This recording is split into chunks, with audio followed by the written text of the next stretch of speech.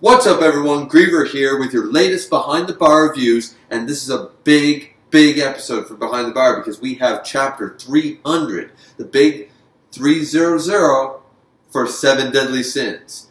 Now, this chapter was, to me, we got some hype, especially with some fan favorite characters for a lot of people, myself included. However, I am upset for 2 reasons about the information revealed in this chapter. And we'll get to that. We'll probably get to that at the very end of the chapter, so I can just talk about my thoughts rather than, just miss and match and do all that stuff. I'm going to simply go through the chapter with you all, and then at the end I'm going to tell you why I'm disappointed. Now, the chapter wasn't good, but the information given and the way the plot went is bothering me. So, with that being said, look at the design of Demon King Meliodas. Look at this design. This is raw. This shit is sexy. I like the design, especially the fact that we get the whole color page with him and everything. We see all the symbols on him. We see that those arm-like things, he's got the black fur thing going on, a cool white armor body suit thing. We see his dragon tattoo has been more warped and seems, once again, but it's not red, but it's all black and just kind of even more dragon-esque, more chaotic looking. I really like that. And of course, all these symbols all over him, it seem to be Demon King's markings. I don't believe they represent the commandments, as seems to be the popular theory right now. A lot of people are saying that they represent the commandments. I don't really see it because there are multiple of the same, and there's more than 10. So maybe it's some type of language, sort of like the One Ring to rule them all, and it's a writing scripture or something. I don't know. There's also symbols on the backhand of these arm things, so which we see in later panels. So I'm not really sure what the symbols or markings are representing, but it's clear to me that he's got the 10 Commandments and can probably utilize them. So either way, we start off this chapter after seeing that really nice color page, and it's Meliodas just being like, yo, what's up? I applaud you, Elizabeth. So as I believe it was Zarsel on the Boar's Hat called it, my fan fiction of what was going to happen about him being just this cheery old chapter 1 self, thrown right out the window with that. So unfortunately, he was right, and that's just fan fiction for me. But I'd still prefer it over what happens here, because what we get the reveal is Elizabeth says, "Who are you? You are not Meliodas," because he applauds Elizabeth for trying so hard. And same to you, the 7 Deadly Sins. You as well, rare beast, speaking of Hawk. And, as I said, Elizabeth says, well, who are you? What's the deal here? Zeldris even says, Meliodas, I kept my promise to you, so now it's your promise. You got to keep it back to me. Tell me where Gelda is. Now, once again, I complained about the word choice in the last chapter about resurrecting Gelda. Now in this one he says, tell me where she is. So once again, I'm of the opinion that what Meliodas did was encase her similar to something like what Merlin or what Zeldris did to her originally, captured her and put her in a cocoon sort of idea and hit her. I believe Meliodas did something similar, maybe put her in a coffin and chucked the coffin somewhere in the ocean. I don't know what he did, but clearly he can't find her and can't seem to trace her magic or anything like that. So that's what he's after. He believes that she's alive from what Meliodas told him and all that stuff. But either way, that's fine. It was probably just wordplay, word choice there. So that's when Meliodas, Demon King Meliodas states, "So are you still in love with that vampire woman? You're the same, Zeldris, you're such a failure. You're the same as your brother." And that's when it's the big shock and stuff, and everyone's like, what's going on? And that's Zeldris is kind of one of the first. Well, Elizabeth sort of figures it out and goes, so we finally meet again. Merlin goes, this is really bad. And they say, what are you doing in that body, father? And it's revealed that the Demon King is in the new and improved Demon King Meliodas' body. So it's actually the Demon King, not Meliodas. I believe, once again, I'm going to talk about the problems I have with this at the end of the review. But before we get into that, a lot of people are saying, it was so obvious, the signs were there, how could I not call it? And I'm one of those people.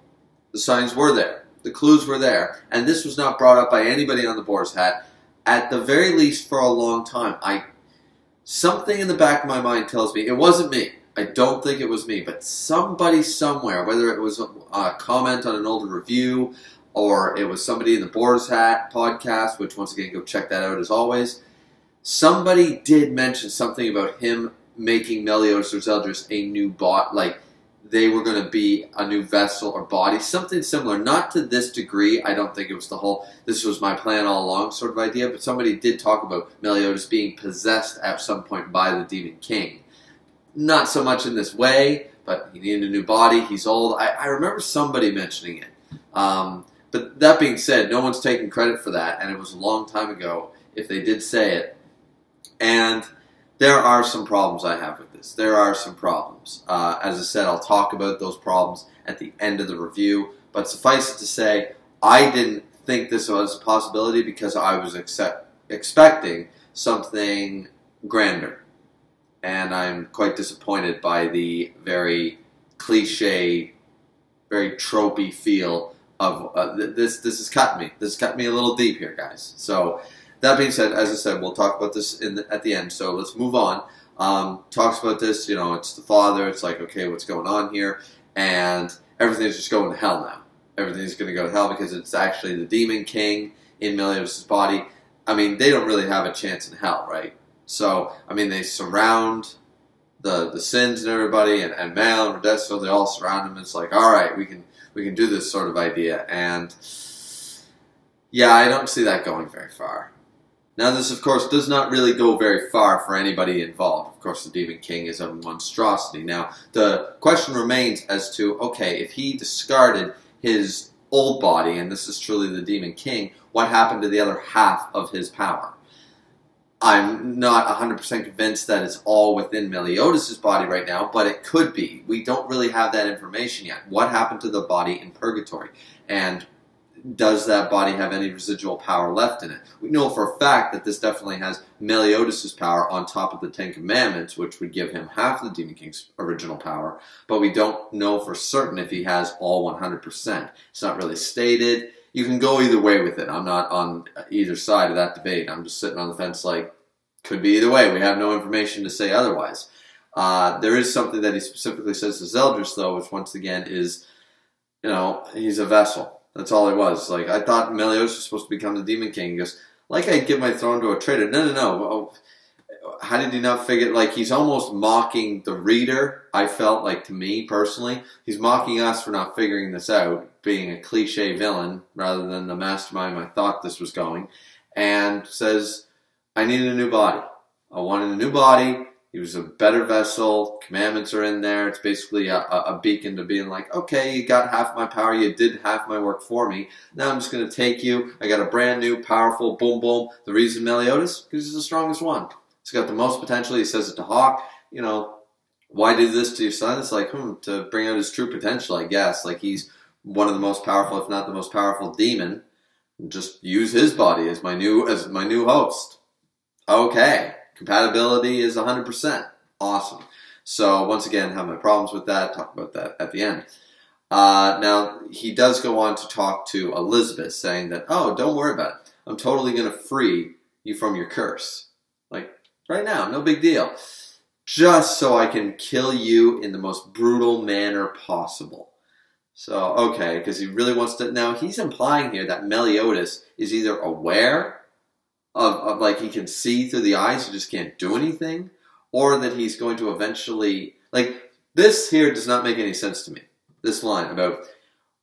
Basically, he wants to see what face Meliodas will make when he sees broken curse, the curse is gone, and your corpse lying there, like, you're finally done for. And he's like, there's two options. Either he goes into despair and murders himself just to follow you because he can't get over the depression, or he is relieved at finally being done with, you know, the 108th one. There won't be one. There's 107. I dealt with 107 losses. I'm good, you know. And he's hoping for the first because he's a sadistic father. My problem with this lies with the fact that, how is that possible? Is he going to give up this body at some point? Like, how does he assume that Meliodas is going to be able to see Meliodas' face when he sees Elizabeth's corpse, if he's the one possessing Meliodas' body? Does he expect Meliodas to show up in his old body? Does he expect Meliodas to... I don't know. I don't know where this is going, and that made no sense to me. I mean, what about you guys? You got an explanation? Let me know. But once again, that's not the big problem I had with the chapter, but that is a problem. That makes no sense. For the Demon King to be so smart to fool the readers and fool all the characters for 300 chapters, doing the cliche, I need a new body villain trope, then he says something stupid like that, and it makes it even worse. So I have no idea. Now, it sounds menacing and evil, but the logistics are kind of not there. So, anyways, we move on from that. Of course, they fight. They're like, no, protect Elizabeth, perfect cubes, blah, blah, blah. It does nothing. Deanne, King, Male, they all try. They get their ass kicked.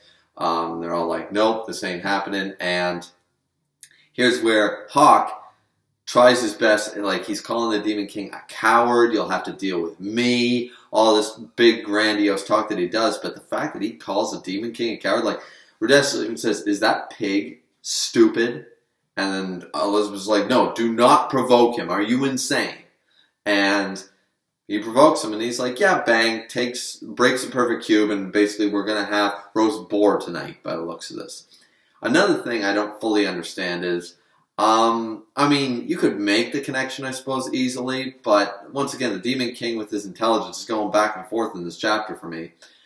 And he states, oh, well, you know, you rare creature or something, I'll send you to see your brother, sort of idea, implying about Wild. So you're telling me that the Demon King, I mean, I suppose he's really bored in purgatory, but you're telling me that he made the connection between the two, or that's like he knew the whole time that that was Wild's brother. I mean, I suppose you could do that, like he was watching through Hawk's eyes, so he knows he's a rare beast of purgatory, and he can probably make some assumptions about blah, blah, blah. And where the hell's Mama Hawk when her children are getting roasted? I just want her to, like, show up and just, and eat them, see what happens. But I really, like, he paid attention?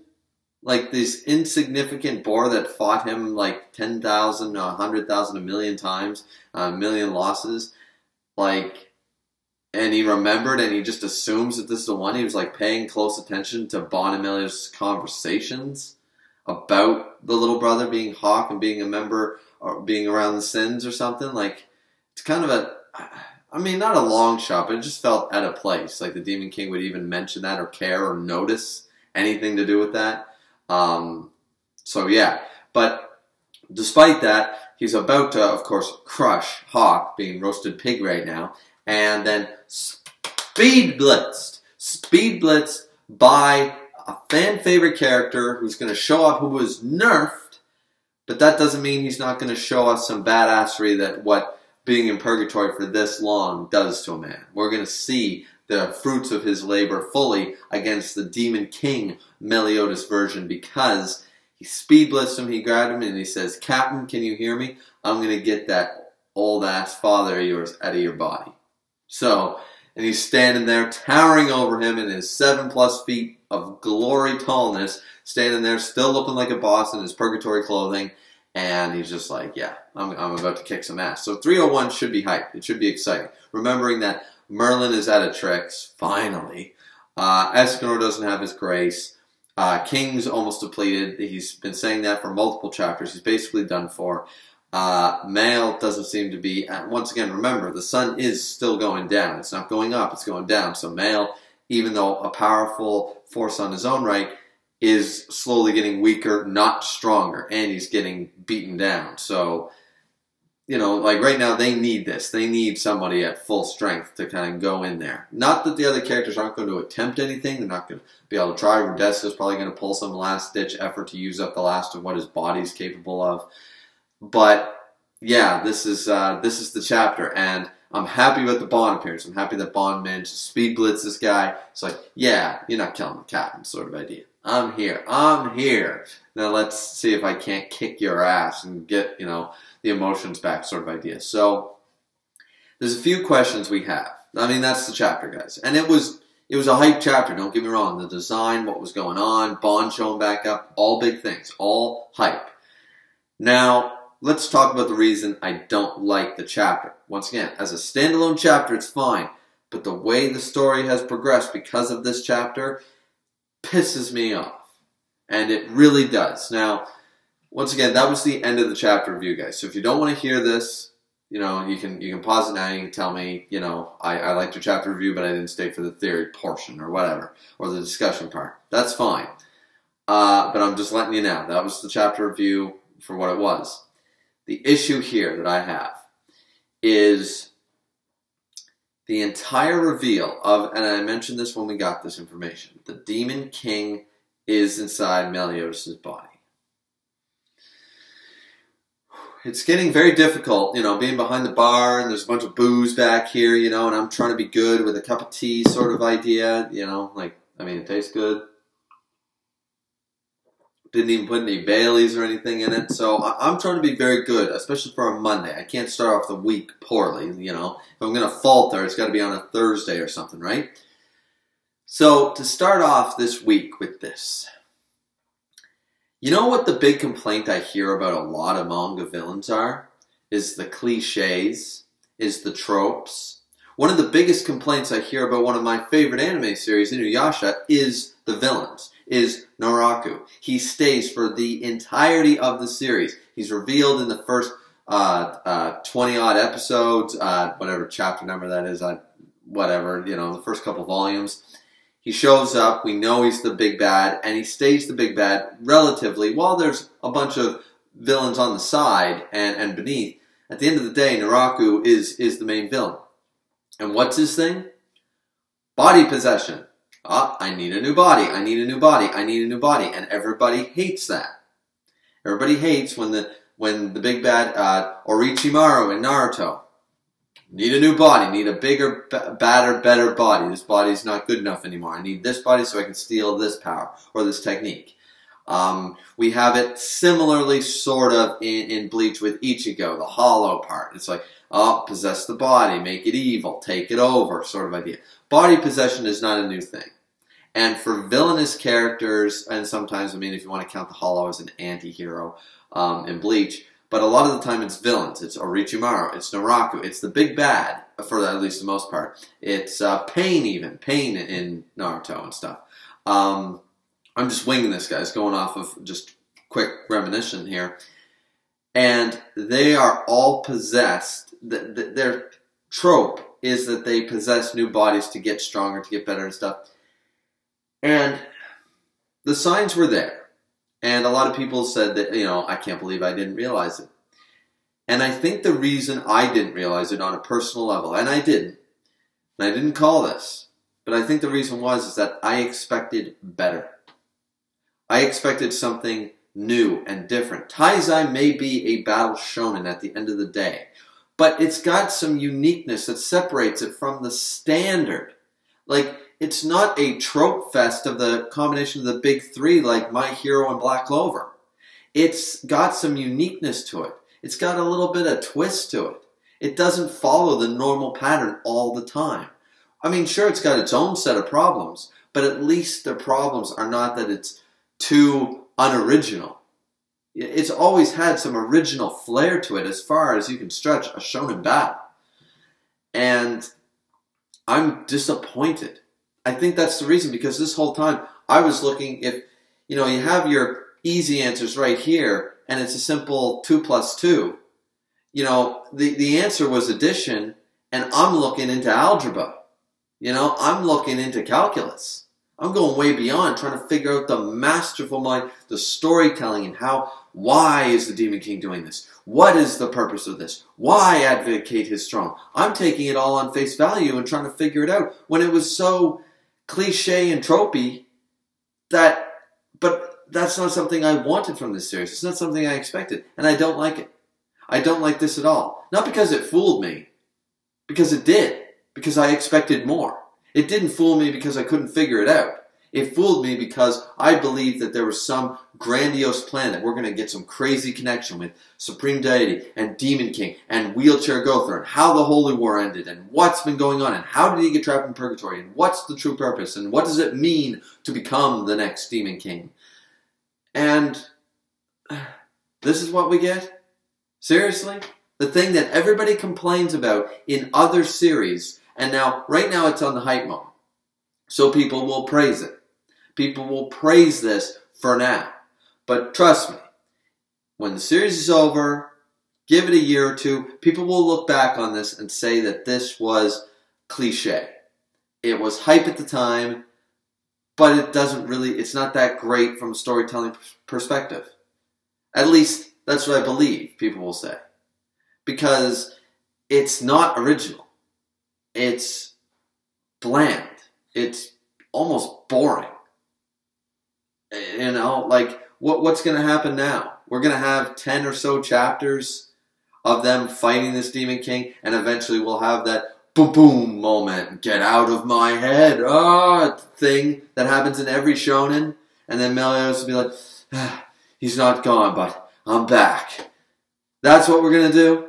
Really? With no significant deaths? Maybe Rudesiel, maybe the Sinner Demon. That's going to be it? Really? Like, it's... I don't even know what more to say about it. Now, I didn't want this video to go on too long, because the review's already over, and that's my big gripe with the chapter.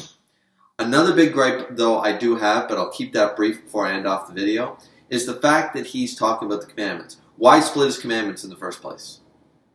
Now, originally, I was going to have this, I had it all in my mind, I know you guys have heard me talk about it before, with the commandments. Okay, he split them up. He gave them to the sinner because he needed a herald. He needed an army. He needed to take over. Maybe there were other lords, sort of like Beelzebub or something like that. You know, like there's a Satan and a Lucifer and an Asmodan and all this shit. You know, there's 7 princes of hell, of the demon realm, and he had to take it over, and there was a big demon war, civil war before the Holy War, and all this stuff. At first, I wanted to believe this. I wanted to believe that there was some crazy, awesome, foresighted reason as to why he had to do that. Because here, he just takes the commandments back and he's like, yeah, the 10 commandments. It's not that I need to cut the power in half for any real reason. I was just using it as a way to get a newer, better body. Really? You spent 3,000 years, over 3,000 years, for the sake of a body? Like you're telling me that there was not an easier way to accomplish this.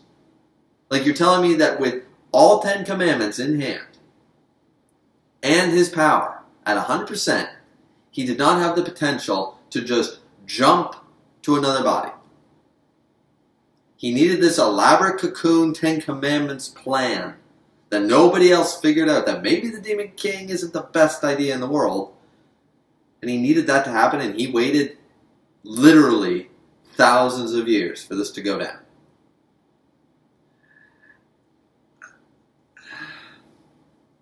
Okay. No, I'm done. That's enough of my ranting. I still love the series, but this chapter just ruined a lot of what I expect from it. I'm not even mad, I'm just disappointed. I'm disappointed in the writing, I'm disappointed in the storytelling. I thought this Nakaba was above this, and I thought after all the build-up of getting such a convoluted, the questions, like what's next? Escanor is just a superhuman. It didn't matter. It was no big deal. He has no original magical power. And Rosa doesn't mean anything. And Rita just happens to be an axe that, you know, was graced by the power of the sun one time. Like, it's all going to be meaningless. It's all going to be simple. There's no convoluted, awesome backstory. There's no good reason. What happened to the great writing? Why are we getting the Diane and King whole amnesia double up stick for Meliodas? Why aren't we getting something grand like the Wheelchair Gother and Doll Gother backstory? Why aren't we getting something unique, something fresh, something exciting, something we didn't expect? Why are we getting such basic tropes that everybody complains about in every other series given time? Nobody complained about it when it happened, But after the series is over, it's a big gripe for a lot of people. Look no further than things like Naruto, like Bleach, like Inuyasha, like, what was another one that did that? Anyways, those are my examples.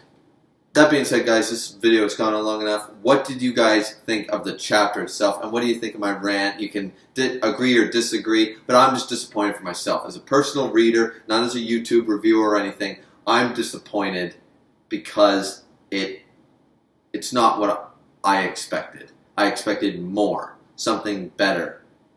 And, you know, I was looking at this, as I said before, it's easy. It's third grade edition when I'm looking at it as university calculus, because that's what I've come to expect from such a great series, with the exception of Merlin and a few flaws here and there, some really great storytelling. And this is a disappointment. So that being said, everyone, this has been Griever with your Behind the Bar reviews for the big chapter 300. Great chapter, but disappointing as an overall story point. So very mixed on it. Let me know what you guys think down in the comment section down below. As always, like, comment, and subscribe. As always, this has been Griever with your Behind the Bar reviews. Drink responsibly, and we'll see you next time.